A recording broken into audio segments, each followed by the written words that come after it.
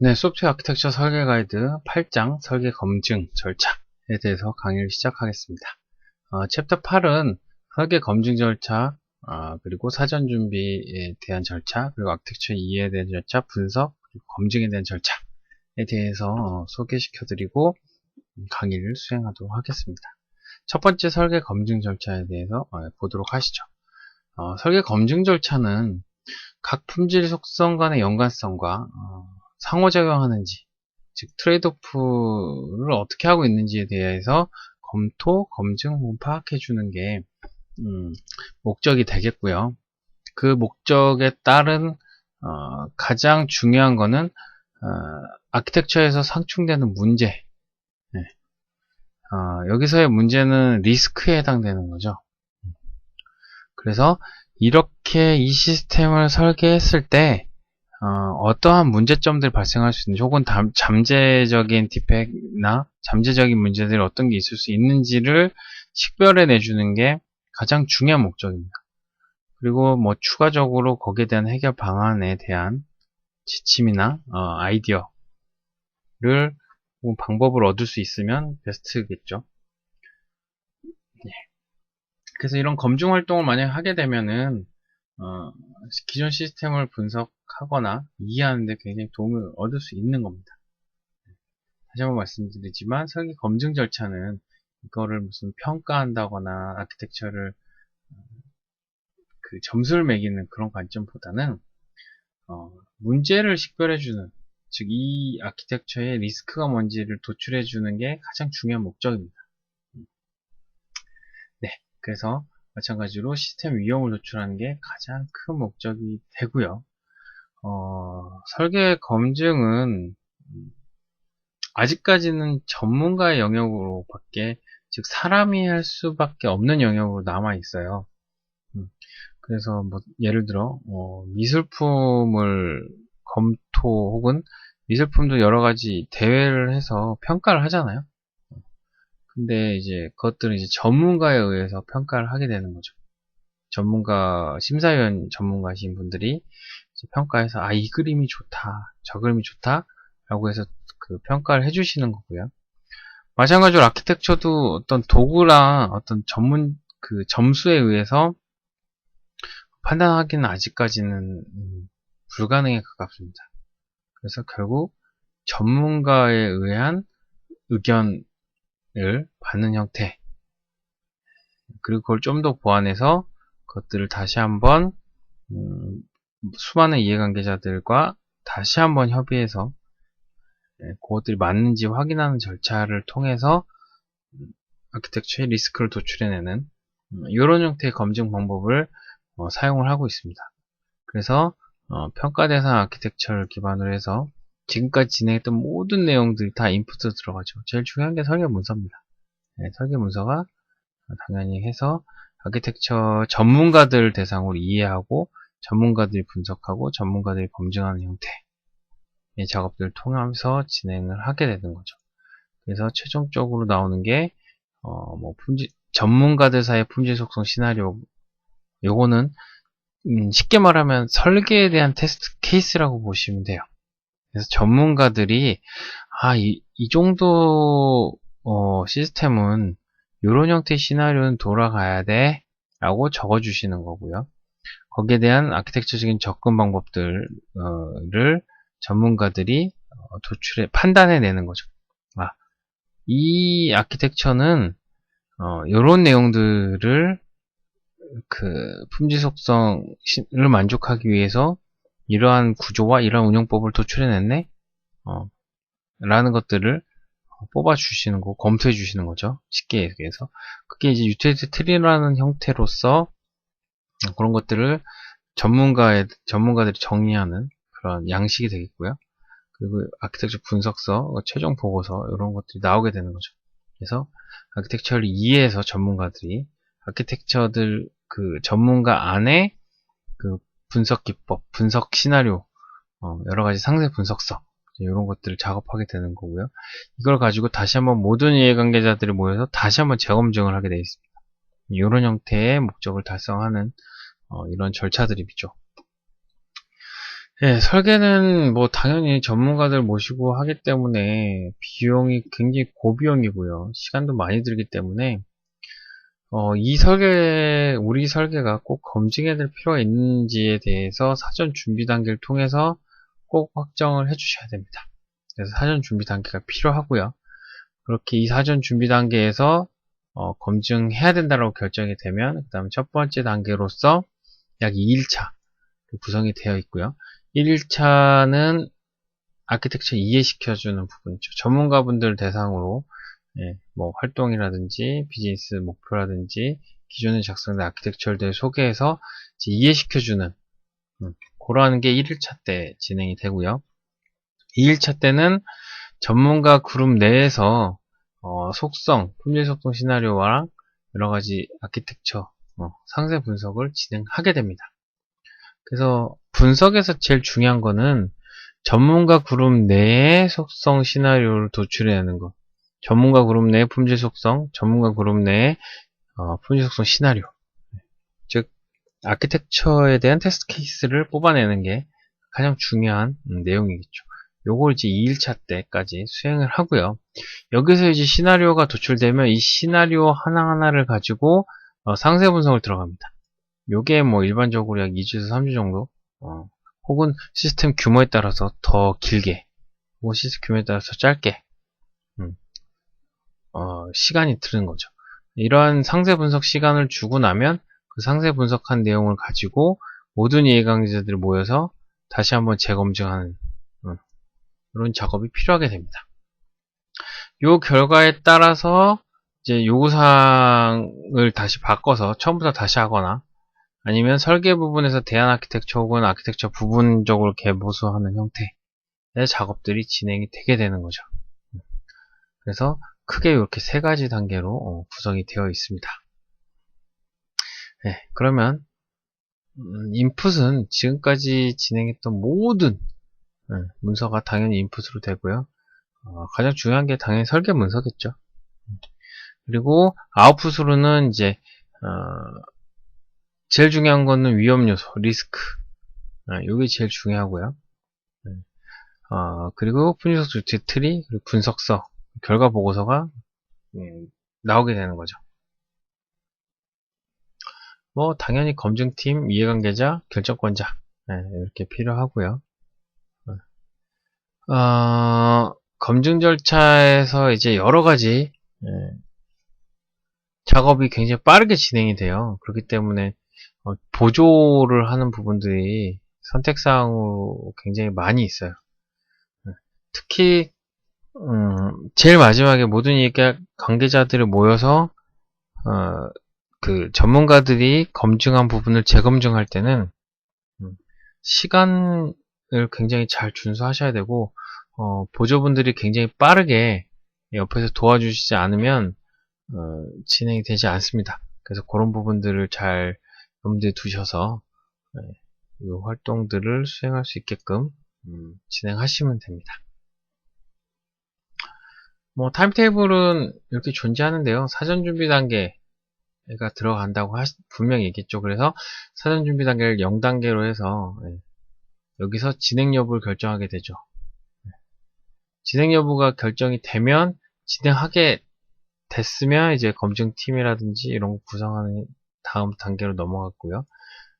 하지 말자가 되면 그냥 여기서 다 끝나는 겁니다. 이렇게. 그리고 나머지 타임테이블대로 이렇게 진행하시면 되고요. 뭐 당연히 시간이 늘거나 줄을 때는 이 비율에 따라서 늘리거나 줄이거나 하셔서 진행하시면 됩니다.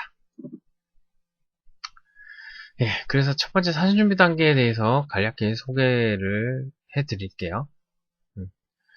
사전 준비 단계는 크게 뭐 7단계 정도로 구성이 되어 있어요. 설계 검증 절차를 어떻게 수행하는지에 대해서 주로 그 굉장히 상위 경영층들, 즉 고비용에 대한 결정을 할 수 있으신 분들을 위주로 진행이 되고요.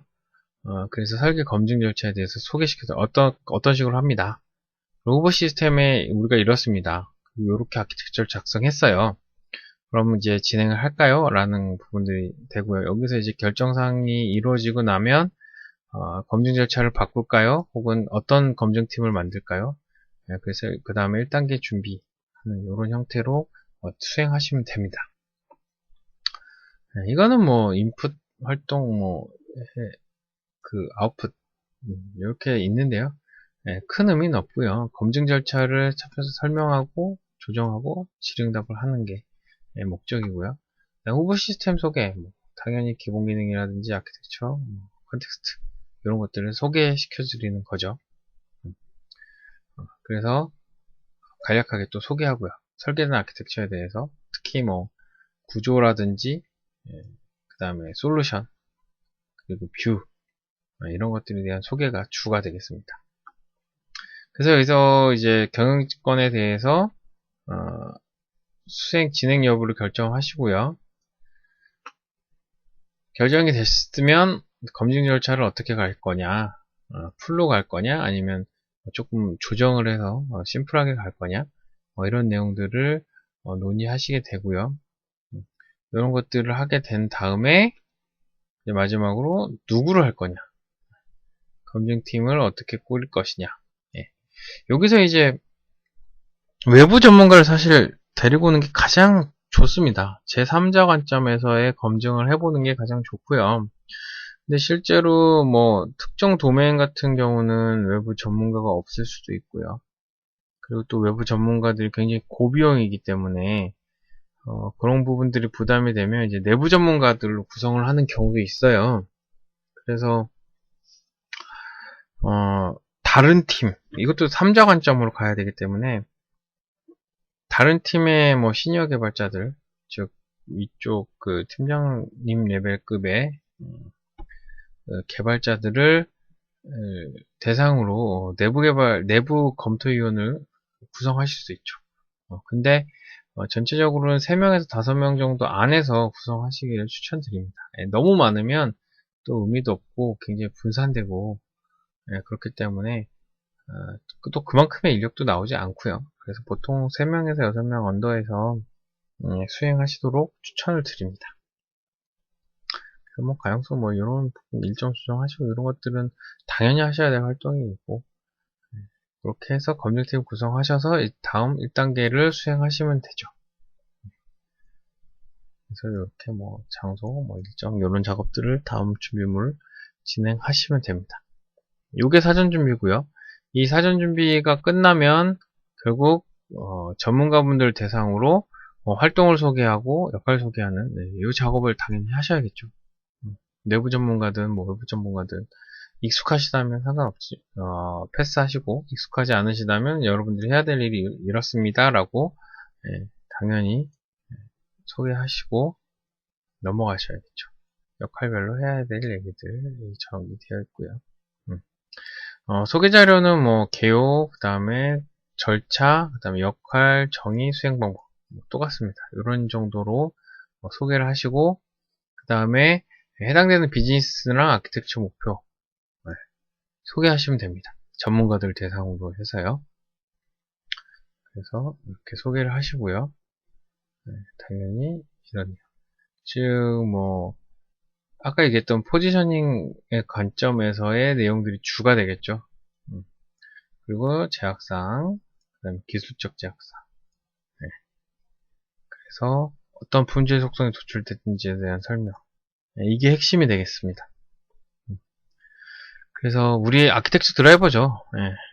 우리의 설계는 이러이러한 목적을 달성하기 위해서 만들어졌어요. 라는 부분이 가장 중요한 거고요.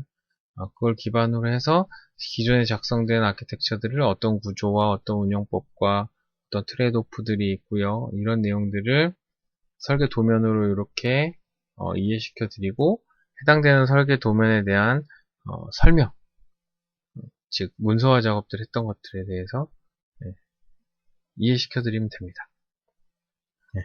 이런 내용들을 모두 다 뷰 보여드리고 해당되는 내용들 쭉 설명을 하는 거죠. 그래서 이렇게 아키텍처에 대해서 그 소개한 내용을 듣고 전문가 그룹 안에서 접근법을 식별하고 접근법 목록을 정리를 하는 이런 작업을 하게 됩니다. 즉, 이 설계는 이러이러한 해법을 적용했네 라는 것들을 정의한다는 거죠. 전문가분들이. 그래서 그런 것들을 정의해서 목록으로 만들어내는 게 제일 중요하고요. 당연히 해당되는 내용들 수행하시면 되고, 소개 내용 중에 질문이나 뭐 답변 내용들을 정리해서 이런 부분들을 작성하시면 됩니다. 그래서 어떤 것들을 정리하시느냐, 이제 전문가 입장에서는 해당되는 이런 항목들, 특히 뭐 표될 접근 방법, 가장 중요한 게 뭐 패턴, 혹은 스타일, 혹은 설계 전술, 혹은 어떤 메커니즘, 뭐 알고리즘, 이런 것들이 이제 파악하는 핵심 내용들이 되겠죠. 그래서 각각 이런 부분들을 식별해 내고요. 이제 이런 것들을 기반으로 해서 품질 속성 전문가 안에서의 품질 속성에 대해서 유틸리티 트리라는 양식을 통해 작성하게 됩니다. 그래서 이제 트리 작성법인데요. 이건 요걸 따라서 이제 트리 작성법을 하시면 되죠. 그래서 이렇게 해당되는 역할별로 하시고, 이게 유틸리티 트리라는 서식이고요. 전문가 안에서는 이런 식으로 정의합니다. 속성을 정의하고 그 속성에 대해서 세부 속성들을 도출해내죠.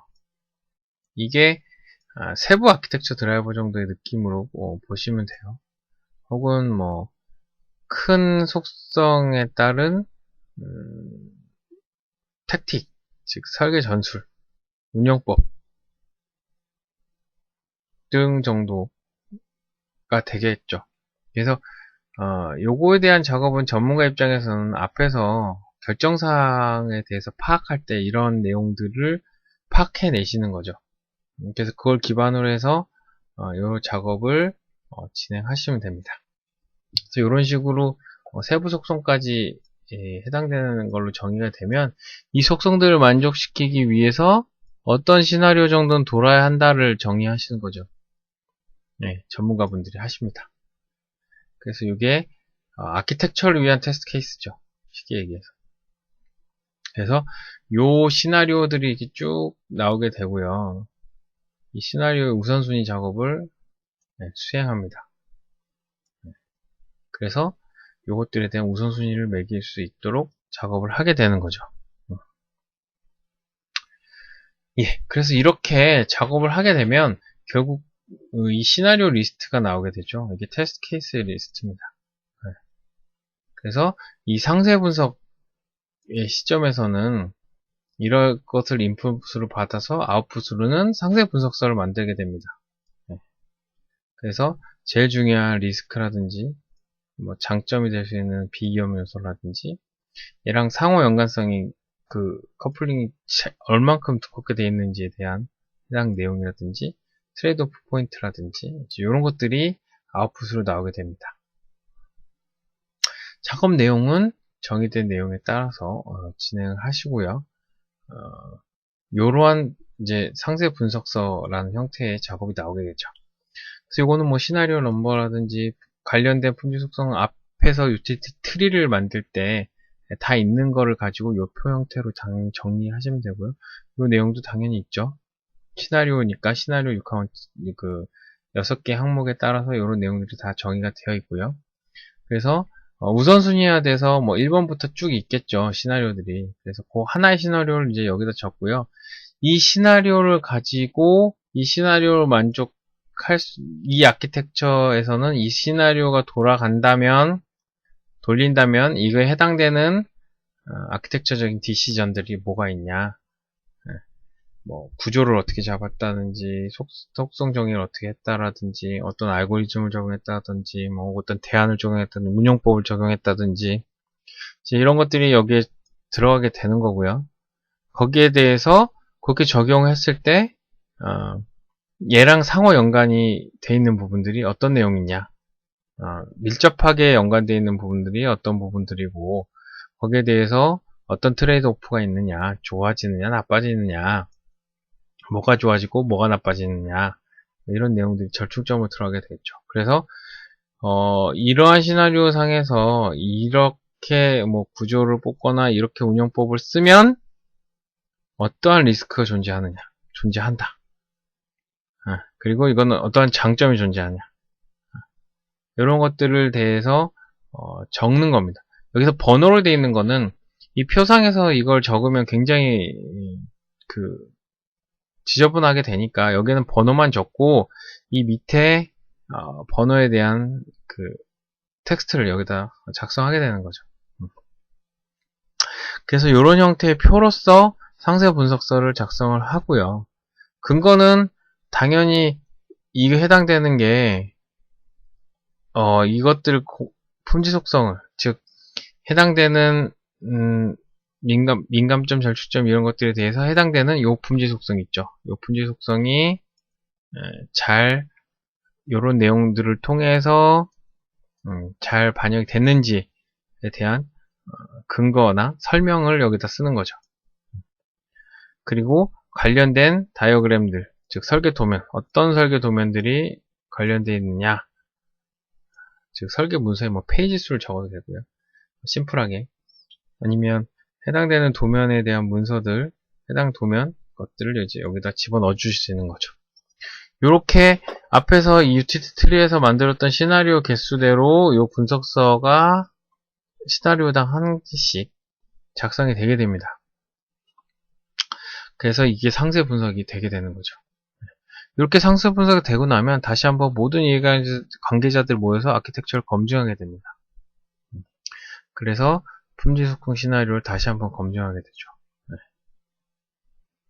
라운드 로빈 방식으로 돌아가면서 시나리오를 다시 한번 검토해 하고요. 그래서 다시 모두가 검증을 해서 재배치를 한다거나 수정을 해서 하는 거죠. 예를 들어 특정 아키텍처에서는 하드웨어 단으로 다이렉트로 꽂을 수밖에 없는 그런 구조가 있을 수 있거든요. 근데 일반적으로 그런 구조는 지향을 하기 때문에 리스크로 만약에 도출을 해냈을 때 우리 시스템은 뭐 어떠한 요소 때문에 혹은 전략적 결정으로 인해서 이런 걸 다이렉트로 꽂게끔 설계를 했다. 그래서 이거는 오류가 아니고 충분히 고려된 상태에서 한 결정사항이다 라는 형태의 이런 내용들을 서로 논의하면서 그러면 요거는 리스크에서 빼겠다 이런 이제 작업들이 진행이 되게 될 수 있는 거죠. 이런 내용들을 검증하시고 그래서 해당되는 담당별 역할을 수행하시면 내용을 수정하는 거죠. 유티리티 트리의 내용. 이런 거는 일부러 한 거다. 그러면 괜찮겠다. 빼겠다. 이런 식의 내용들. 마찬가지로 접근 방법에 대해서도 똑같이 검증을 해서 접근법 분석서를 해당되는 내용, 요거는 그러면 리스크가 아니네. 빼겠다. 이런 내용들을 정리하시는 거, 수정을 하는 거죠. 그래서 다시 한번 수정을 받은 내용들을 가지고 최종 검증 결과를 만들어 내시는 겁니다. 그래서 해당되는 활동들을 수행하셔서 이러한 목차를 가진, 즉 검증 단계 요약하시고 비즈니스 드라이버, 접근법, 유티리티 트리, 그다음에 전문가들의 시나리오 관련 토론됐던 내용들, 그리고 가장 중요한 위험, 비험 요소, 민감점, 트레이드오프들을 잘 정리하고 기타 이슈, 이거는 검증하면서 다시 한번 재검증하면서 나왔던 그런 이슈들, 혹은 추가적으로 설계에서 발생할 수 있는 이슈들. 그래서 결론은 이렇습니다 라는 보고서를 만들어내는 이런 작업을 수행하고 나면 검증 절차가 이제 최종적으로 완료가 되는 거죠. 이렇게 해서 결과 보고서까지 이제 만들고 나면 설계 검증 절차가 마무리되게 됩니다. 여러분들이 다른 아키텍처를 만약에 검증한다고 하실 때는 전문가 관점에서 가시는 거고요. 아키텍처에 대한 작성된 아키텍처에 대한 이해를 기반으로 해서 전문가 관점에서의 품질 속성 시나리오를 도출해내고 그 시나리오를 테스트 케이스로 해서 그 시나리오가 잘 돌아가는지에 대해서 상세 분석을 시나리오당 하나씩 해나갑니다. 그래서 그 시나리오들을 이 설계 안에서 돌려보면서 이러한 부분들이 리스크가 될 수 있겠구나 라고 분석을 해주고요. 그런 리스크나 여러가지 항목들을 다시 한번 이해관계자들을 불러놓고 다시 한번 재검증을 하게 됩니다.